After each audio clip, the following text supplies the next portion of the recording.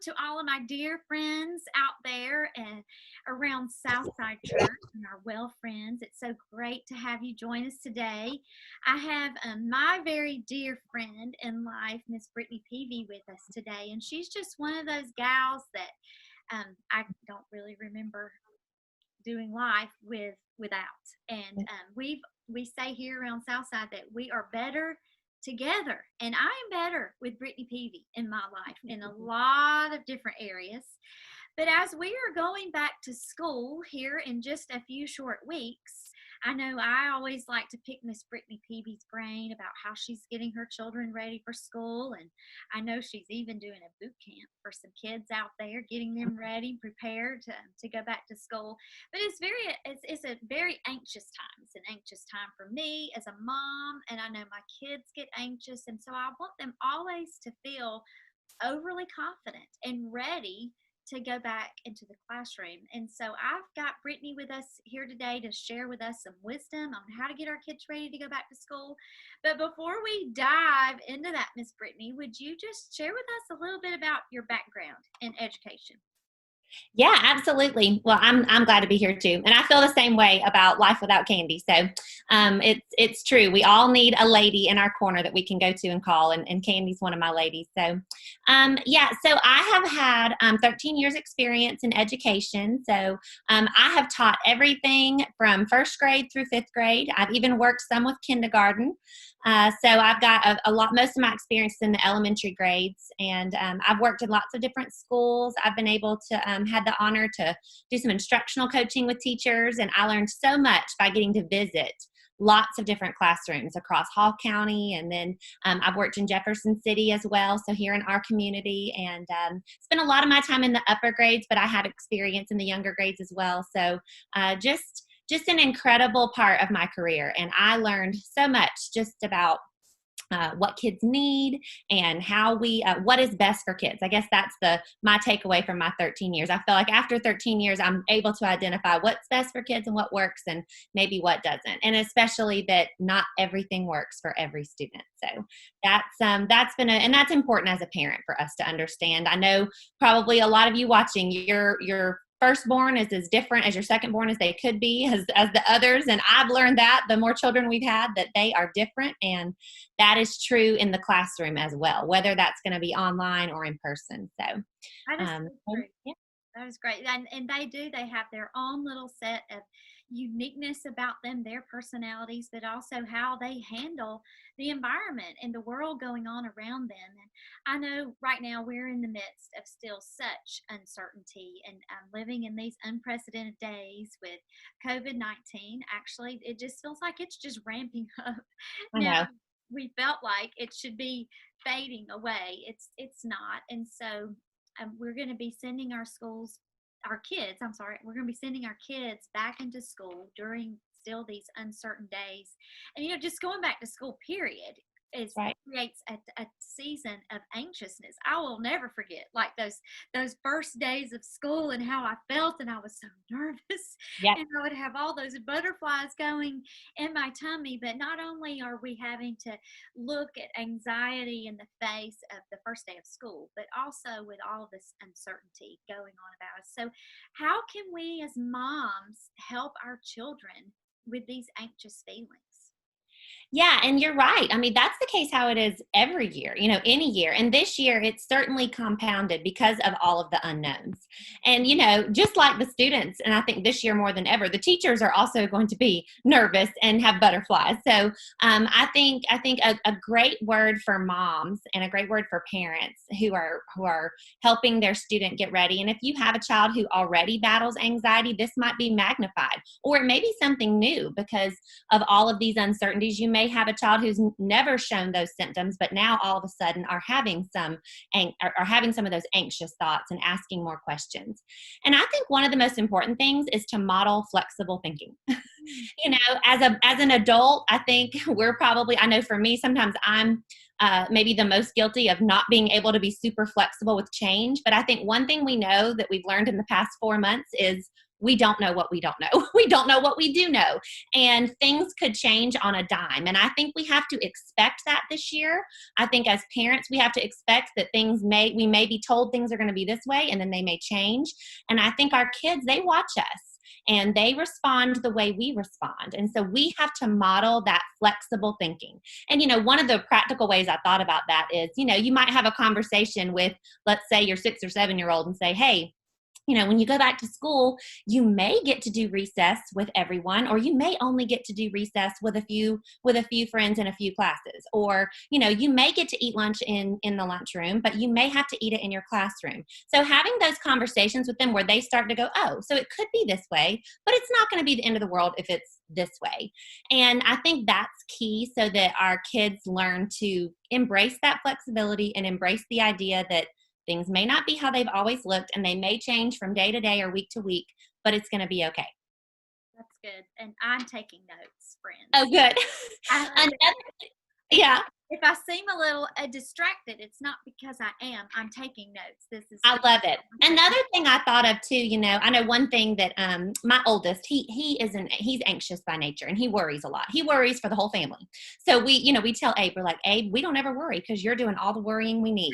There is a great children's book I would recommend. It's called Wimberly Worried, and it's by Kevin Henkes. It's a wonderful book. He wrote another very famous book called Chrysanthemum.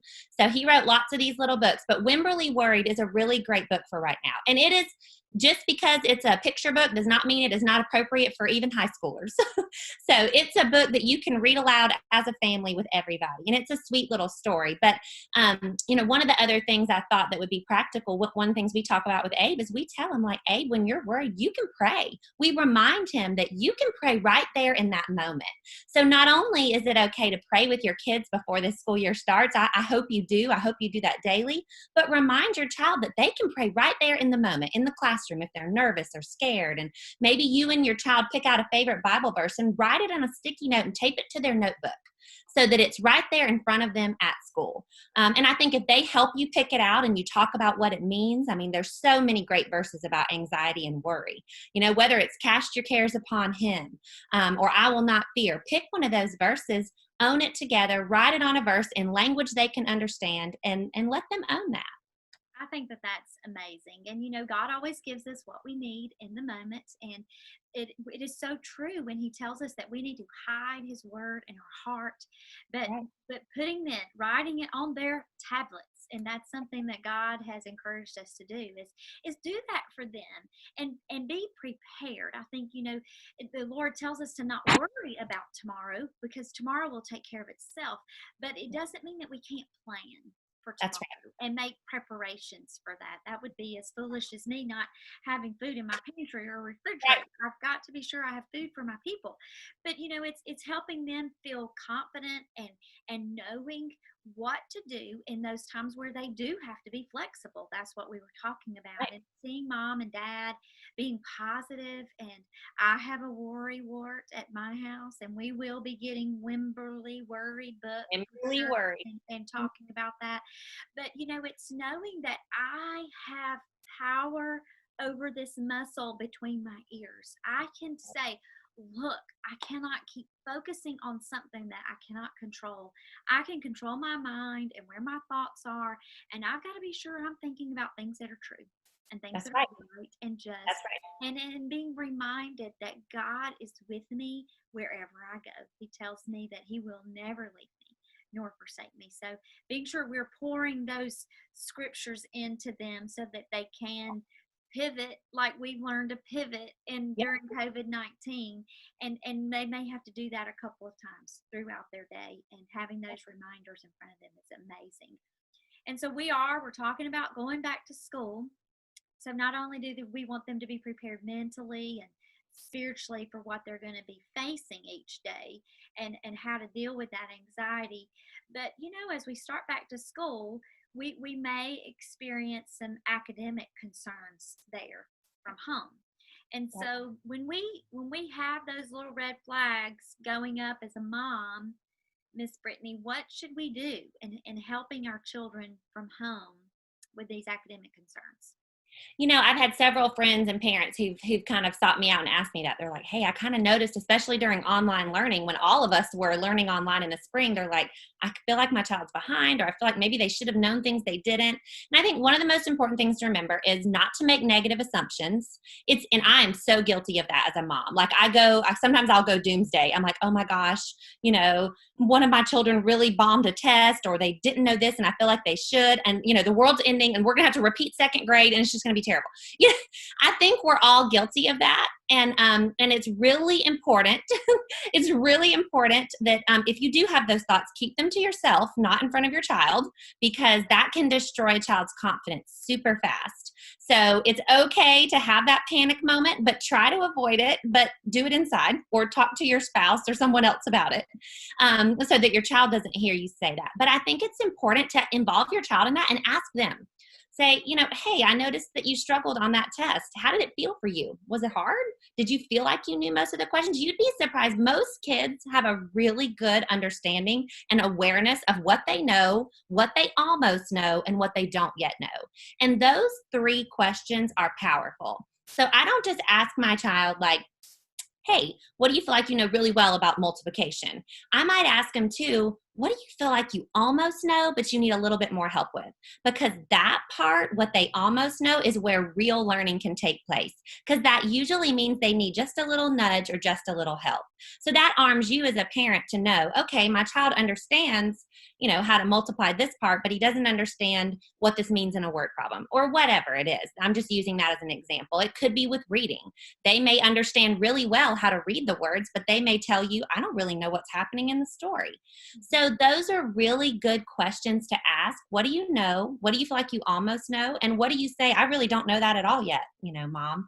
And then that gives you information that you can share with your child's teacher. But I think it's really important not to go negative, not to go so extreme. Realize also, consider all the factors that have happened in their little world the past 4 and 5 months. Regression is real every summer. This summer, regression is going to be real for every child. And if your child already had an academic gap, the regression probably will be a little more severe. But do know and trust that educators, I know some incredible educators. They all know that we're going to be facing this. I know here in the state of Georgia, testing has been lifted for another year. That's wonderful news. That means teachers are going to be able to focus on teaching kids what they need. So that's exciting. And I think those 3 questions are super powerful. Involve your child in that because that helps you be aware of where you need to help them. Oh, that's great. And I would just like to say to all of Abigail's past teachers, I'm sorry. Because I'm so quick to, oh my goodness, she made it on her test, and what are we going to do? Because that was not good. I felt like she was so prepared.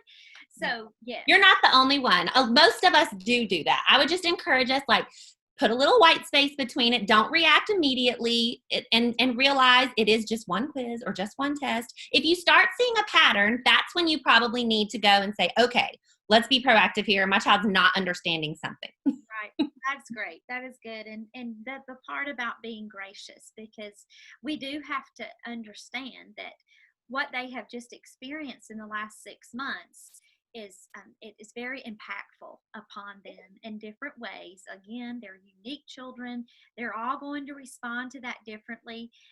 That another thing that we have to consider is that they really never got a chance to say goodbye to those Right. last season of teachers, and being able to walk away from the school and close that chapter well in their life. And so there's going to be a little bit of a gap here as they go forward to that next grade level, and being there to help them.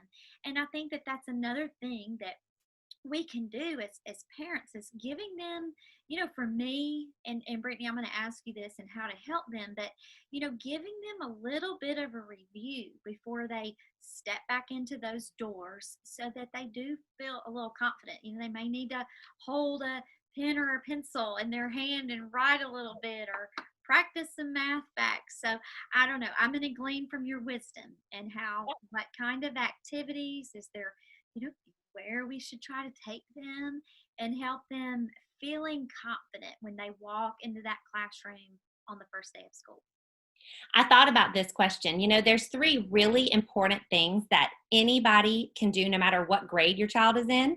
And one of those is reading, either reading, having your child read on their own if they're an avid reader. But if your child is not, if you're like me, I have one child who really enjoys reading and I don't have to push super hard to. Then I have another one who's not so avid at reading. But it's not because he's not a great reader. He just hasn't found that love of reading. And so I would encourage you, you can read. I mean, you can do partner reading where you read with your child. Reading out loud to your child, no matter how old, is still a great thing to do. I taught fifth grade for several years. I still read aloud to my fifth graders, even though they could read the whole book.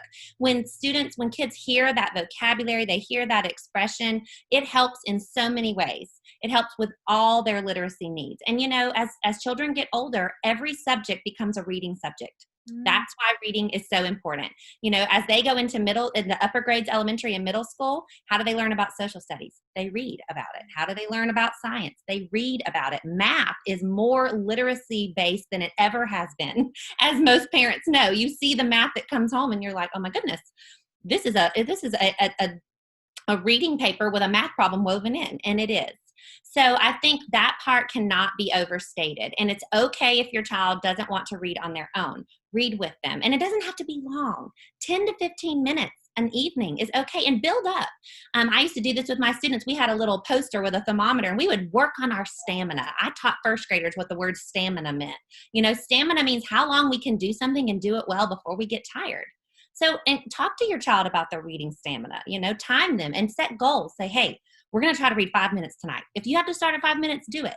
But we're really going to be engaged and we're not going to fake read. We would talk about that too. There's real reading and there's fake reading.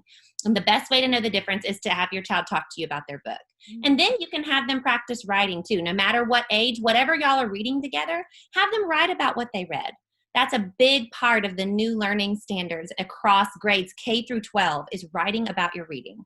So, have them pick a character and write from their perspective. Easy things. You can Google reading response prompts for your child's grade and you will find more than you could ever want of things they could write about. So get a book and get a notebook for them, a little composition notebook, and just write about a book that y'all are reading together. And then the other thing with math, no matter what grade your child is in, there's fluency standards that they have to meet. And those are really important. And teachers appreciate parents helping their children with that because it's the same math we learned, right? Some of the math they bring home now, we're like, I can't teach you that because I don't understand it. And that's a real challenge for a lot of parents. But there's still things that kids need to know. They still need to know how to add and subtract fluently within 20. They still need to know how to multiply and divide fluently all of their multiplication tables. And if you can work on that at home with them in the elementary grades, oh my goodness, teachers will love you because that's one less thing. They can focus on that higher level thinking that they want to teach in new ways. So working on those basic things. And a really quick tip for those, there's a strategy called folding in that you can do with flashcards. Whatever skill your child's working on. This can work for sight words too for younger grades. So whether it's words or math facts, you just find out, do a little assessment with your child, figure out which ones are hard. Let's say your child doesn't know 6 times 7. A lot of kids struggle with their 7s. And you make them a stack of flashcards with all of the ones they do know, but you put 6 times 7 in there about 3 or 4 times. And you literally fold it into the stack. So as they're building confidence with the ones they do know, they start seeing the one they don't multiple times, and they put it to memory. But it's with a lot of confidence. And you can do that with sight words too. That is great. I bumped into a 5th grade teacher just this past Sunday, and that's where my Abigail's going. I was like, I've ordered me some new math fact cards and we're working on reading. And she was like, oh my goodness, so I think that, some teachers feel like those overzealous mothers like you and I probably are crazy, but it does help and it does build that confidence that they need. And, our children, I feel like are just at the speed that they're learning is light years faster than that we learned. I mean, it seemed like we had a whole grade level just to learn our multiplication facts. But that's right. It comes with the understanding now when they're going into to fourth grade, that third or fourth grade, they know those facts already before they come. So I do think that reviewing is very good. It gives them the confidence that they need, and I think that that is a game changer for It is. most of our children to walk into that classroom and feeling confident about themselves and where they are. Well, as a mom, I really want to feel confident about my relationship with my children's teachers.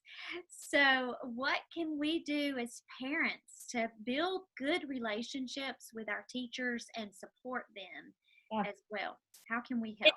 it's so important. And I can tell you over the years, I still have dear, dear friends who I taught their children, and they just became like family to me.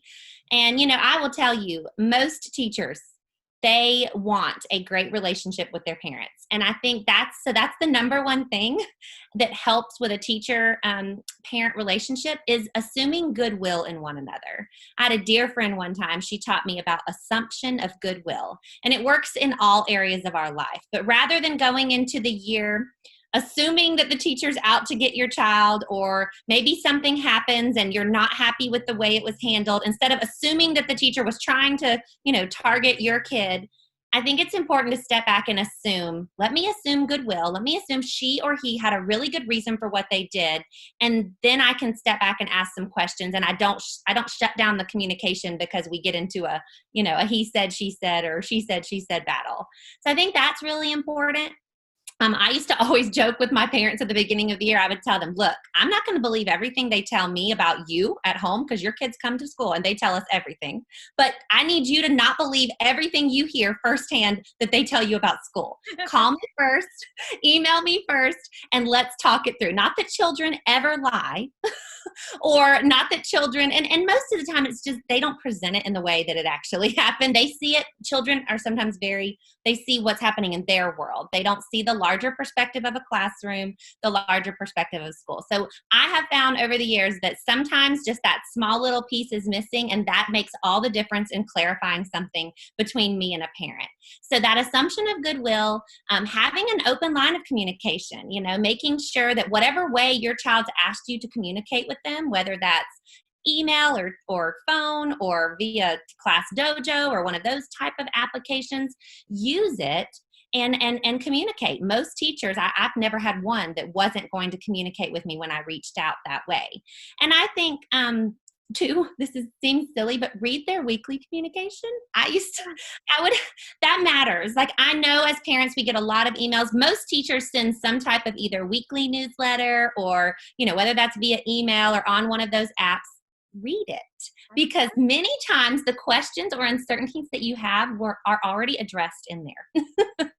So that will make your teacher love you, because they'll be like, oh, Candy read my newsletter, so I'm going to give her some time because her question is really important, because she took time to read, because that takes a lot of time on a teacher's part too, to go out of their way to communicate. And so, when they have children under their care as well. So I would encourage you, read their communication, assume goodwill, and pray for them. I coveted the prayers of the parents of my children. I started every school year by praying over my desks, and I asked my parents at open house, the ones who were comfortable, pray for me, pray for me, pray for your child. And that is probably the most powerful way that you can make a kingdom difference in your child's life this year, because that teacher is going to spend more time with your child awake hours than you will during the week. So pray for them. That's good. And I think about another way just to kind of bridge that gap between last year and this year, and maybe doing a little bit of review is starting a little bit of a daily routine. Like I usually, my kids are like, but school doesn't start for another week. But I'm like, we need to be working our way back into a bedtime and a get up time. And, if we're doing this review, we may want to do that some during the day and keeping it at the same time of day, just so that they can get back into somewhat of a scheduled routine. And I'm pretty, it was so funny. I had to go to the doctor one day years ago, and I was filling out this questionnaire of all these different things that maybe I had been diagnosed with. And one of the diagnoses is OCD. And like, I laughed because I was like, is that a real thing? Like, it's a real thing. I thought it was something people teased about me, because a fun fact about Candy Williams is that I am pretty OCD, and Yeah. I like everything in my home having its own little home, its own place, and so I try to get my kids knowing that, like, you don't drop your shoes at the door. You take them Yeah. and you put them in their home, and you don't come and drop your book bag at the table. You go and you hang it up. You empty your lunch bag. But I just think about being organized. I would think, I'm not a teacher, but I am a mom who has taught at home, and just the value of them being organized, coming to school and being organized and being used to a routine. I think that that would be helpful. And Oh, it's tremendous. And that takes stamina building too. We get into a slump during the summer, and this has been, a 4 or 5 month slump now. So it's more pronounced. So I would encourage that. Yeah, slowly step back into that, adjusting bedtimes, adjusting wake times, building back up that routine stamina, because it is different. Kids are probably going to come home the first week and go to sleep at like 3 o'clock. They're going to be tired. And I think about how much our kids, they need that confidence. They need to be encouraged and built up, and not only in that flexible thinking that we really started our conversation with, and being positive with that, but just in our response even to how well they've done or didn't do on a test, us continuing to be positive and building them up. And I say that in thinking about those teachers and building them up and encouraging them as well. I don't know that I will have the opportunity to do the same as I have done in the past, but I've always been one of the first ones to sign up to be room mom, and love being a presence in the school and being a part of my children's day. And I don't anticipate that that will probably be possible this year, but I want to do the best that I can from being away. But in thinking about that, and thinking that I may or may not be able to go into those schools with COVID on the horizon, our children may or may not be able to go. And so we would be stepping back into those last couple of months. I'm not saying we are. This is not a news broadcast. No. We girls are anticipating that Jefferson is going back July 31st. I know that it's different for other schools out there. Please check with your schools. But if our children have to go back to digital learning and learning online from our homes, Brittany, what kind of encouragement and advice would you give to us as parents? Yeah, it's a real possibility. And I mean, there's already other school systems that are going to start online, or they're giving choice. So if you choose, you may be watching and say, well, I've chosen, we're going to do online school again. I think, there's just 3 easy things you can think about. That there's more, but these would be just quick things. Pacing is super important when your child is having to manage their own day without being in a classroom. So that probably will involve, depending on how old your child is and depending on how responsible your child is. There's a wide range of that, even among ages. You might want to schedule in some check-ins throughout the day. I would recommend 3 to start, and then you can always scale back. A quick morning check-in, a midday check-in, and an end-of-day check-in. And those are simply to say, okay, what do you have to do today? How's it going? And then, what are you going to work on first? Then midday, you can kind of check in to make sure they haven't gotten too far behind. So I think that's important. And I think it's important too, regardless of where your child is going to be doing this online learning, through what school system, I would make sure I ask the question, is this more than a textbook online? Because online learning should be more than just a virtual textbook. And most school systems have done an incredible job. I've been very impressed with the work that my students were doing online. But depending on your school system, ask that question, because that may impact whether, what you decide. It should be more than an online textbook. There should be interaction. There should be video. There should be engagement. There should be problem solving. It should not just be your child absorbing information and then having to regurgitate it back out. That's not where real learning happens. And there are ways to accomplish it online and do it well. And like I said, a lot of our school systems are doing a beautiful job of that. Just make sure you ask that question. That's great. That's great. Well, this has been invaluable, and I pray that all of our friends that are listening have been able to take a lot of notes. But I know one thing for my heart is that I do appreciate our children's teachers, and have always tried to share with them my appreciation. And I like to be an active part of that relationship with my child, and being in a relationship with those teachers. But I value their friendships too that they have at school. And I know that all of my children have thrived on their friendships with their classmates. And going through those months of having online teaching and communication, it's difficult and challenging. And so I don't know, can you speak into how we can, help nurture these relationships even if it's online? Yeah, I know one of the things a lot of the schools are still offering, like a Google Meet or a Zoom throughout the day. And I think some students aren't participating in those if they don't have questions. But I would encourage my child, if your teacher is making a class opportunity for you to interact online, you're going to be in it, whether you've got questions or not. Because I think during the springtime, a lot of them were optional. But my children were a part of those every time that they could be, because I saw them light up when they got to see their friends, even though it was on a screen. So I would encourage that and ask for that. If it's not available, I would ask, is there an opportunity for that? And I think it's important too to remember that kids can interact through other ways. Find out if there's other moms that are doing online learning, and see if they'll exchange phone numbers, that your children can FaceTime, and things like that, so that they do build some of those relationships. If they have a reading assignment, ask, can they work together on it? That will force them to interact. Make sure the teacher's okay with that, but encourage that group activity that they would get inside the classroom, because that's where a lot of friendships are formed, is during group work and collaborative work around a table. So it may be different in online, but still your child can have that interaction. That's amazing. And as all of y'all can see, like, my notes grew tremendously. I had notes too. I love it. I love it. And so Brittany, I know that I did mention at the beginning that you have done some boot camp for some kids, and we talked about that. Our children are all unique. Some of them are going to soar and thrive in certain subjects. They may not be challenged to the point of needing help outside the classroom.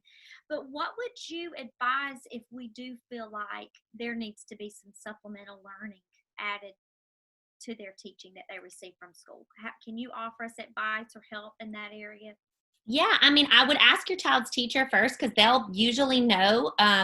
Sometimes your child's teacher may offer it. Usually they don't tutor their own students. They would tutor other students. But they'll have a list of names of teachers in their school or in their community that are offering that or willing to do that. I know here in Jefferson, there's always several teachers who are.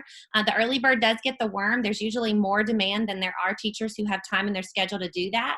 So you can reach out there, and then if that doesn't work, go to your child's admin. Send an AP is usually a great person to email about that, just to ask. They usually have ears in the community, and they'll know of other teachers. And I think it's important too to try to find a certified teacher.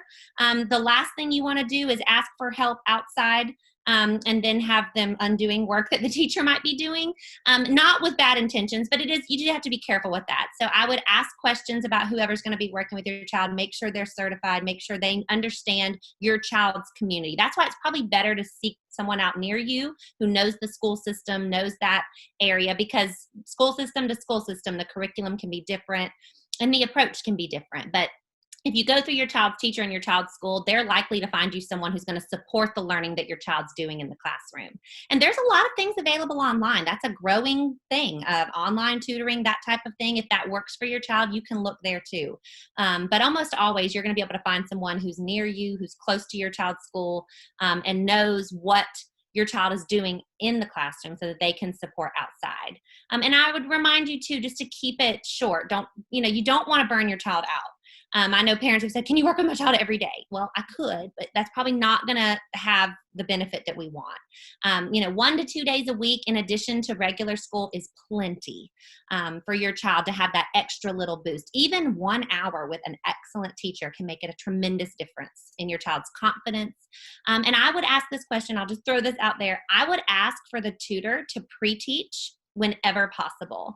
So most people think my child needs help, they need more of the same, or they need remediation. That is true sometimes, but oftentimes kids who are pre-taught, there's a lot of research that shows pre-teaching a child a concept before they learn it with a large group is extremely effective and powerful. They have confidence, they already understand the vocabulary, and they soar.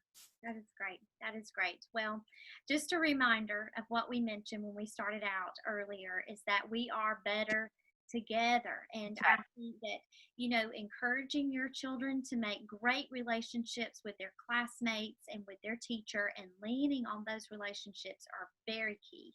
But then knowing that you have friends around you that you can lean on. You might want to make friends with a mom in your classroom so that the two of you can encourage and be there together.